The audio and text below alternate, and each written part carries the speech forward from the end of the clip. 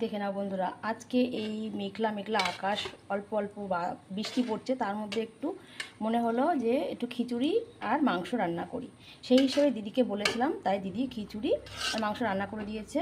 আর সেটাই আমি আজকে থালিতে নিয়ে নিচ্ছি দুপুরের। দেখে নাও, খিচুড়িটা নিচ্ছি কিছুটা, পরিমাণ মতো খিচুড়ি নিয়ে নিচ্ছি।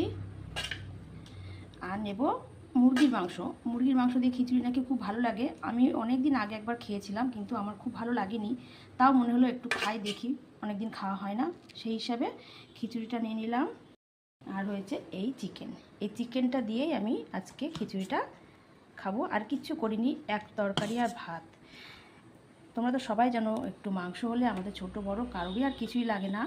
তাই জন্য আজকে নিয়ে নিচ্ছি একটু মুরগির মাংস আর খিচুড়ি। এই হচ্ছে আজকে দুপুরের লাঞ্চে হয়েছে। তোমাদের কার কি হয়েছে একটু জানাও, ভালো লাগলে একটা লাইক করে দিও। আর নিয়েছি একটা রসুন,